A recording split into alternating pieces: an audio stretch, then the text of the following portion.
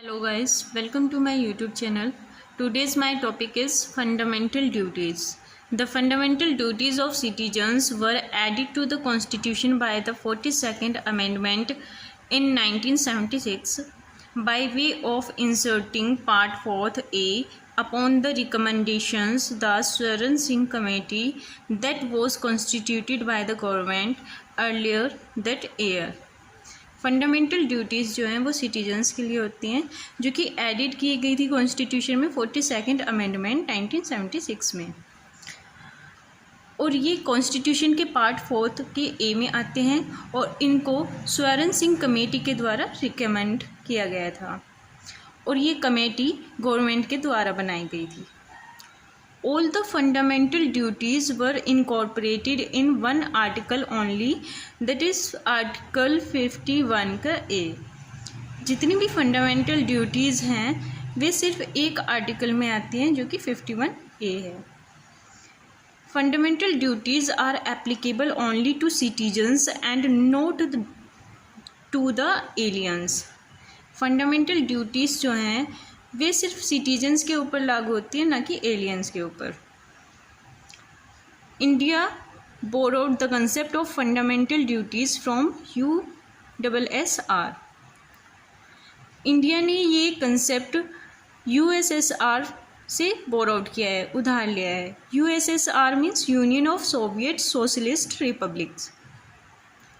Originally constitution had only 10 fundamental duties. Originally पहले जो था कॉन्स्टिट्यूशन में सिर्फ 10 फंडामेंटल ड्यूटीज़ थी, but the fundamental duties were increase to the 11 by the 86th amendment in 2002।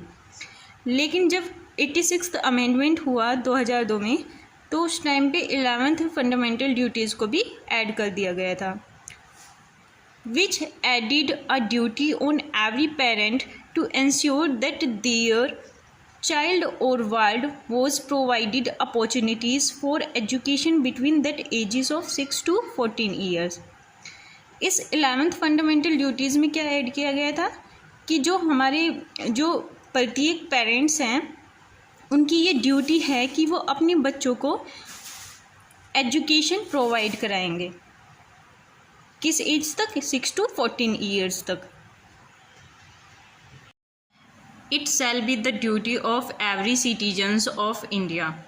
Bharat के प्रत्येक नागरिक का यह कर्तव्य होगा कि वह a to abide by the constitution and respect its ideals and institutions, the national flag and the national anthem. संविधान का पालन करे और उसके आदर्शों, संस्थाओं, राष्ट्रध्वज और राष्ट्रगान का आदर करें। B to cherish and follow the noble ideals which inspired our national struggle for freedom। स्वतंत्रता के लिए हमारे राष्ट्रीय आंदोलन को प्रेरित करने वाले उच्च आदर्शों को हृदय में संजोए रखें और उनका पालन करें। सी to uphold and protect the sovereignty, unity and integrity of India। Bharat की प्रभुता, एकता और अखंडता की रक्षा करें और उसे अक्षुण्ण रखें। D to defend the country and render national service when called upon to do so. देश की रक्षा करें और आह्वान किए जाने पर राष्ट्र की सेवा करें। E to promote harmony and the spirit of common brotherhood amongst all the people of India, transcending religious, linguistic and regional or sectional diversities, to renounce practices derogatory to the dignity of women। Bharat के सभी लोगों में समरसता और सम्मान भातृत्व की भावना का निर्माण करें जो धर्म, भाषा और प्रदेश या वर्ग पर आधारित सभी भेदभाव से परे हो। ऐसी प्रथाओं को त्याग करें जो स्त्रियों के सम्मान के विरुद्ध हो।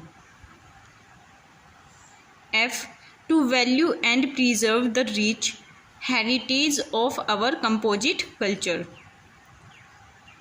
हमारी सामाजिक संस्कृति की गौरवशाली परंपरा का महत्व समझें और उसका परीक्षण करें। G. To protect and improve the natural environment including forest, lakes, rivers and wildlife and to have compassion for living creatures. ये हमारी ड्यूटी है कि प्राकृतिक पर्यावरण की, जिसके अंतर्गत वन, झील, नदी और वन्य जीव हैं, हम उनकी रक्षा करें और उसका संवर्धन करें तथा प्राणी मात्र के प्रति दयाभाव रखें. H. To develop the scientific temper, humanism and the spirit of inquiry and reform. वैज्ञानिक दृष्टिकोण, मानववाद और ज्ञान अर्जन तथा सुधार की भावना का विकास करें. I. To safeguard public property and to abjure violence. सार्वजनिक संपत्ति को सुरक्षित रखें और हिंसा से दूर रहें. J. To strive towards excellence in all spheres of individual and collective activities so that the nation constantly rises to higher level of endeavor and achievement.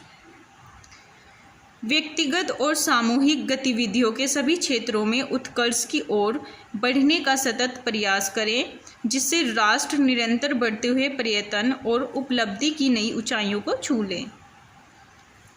K. Who is a parent or guardian to provide opportunities for education to his child or, as the case may be, varied between the age of 6 to 14 years. यदि माता पिता या संरक्षक 6 वर्ष से 14 वर्ष तक की आयु वाले अपने यथास्थिति बालक या प्रतिपाल्य के लिए शिक्षा के अवसर प्रदान करें. और ये के पॉइंट जो था, इसको 86th अमेंडमेंट 2002 के द्वारा ऐड किया गया था. गाइस, अगर आपको मेरी वीडियोस अच्छी लगती हैं then please like and subscribe my YouTube channel. Thank you guys.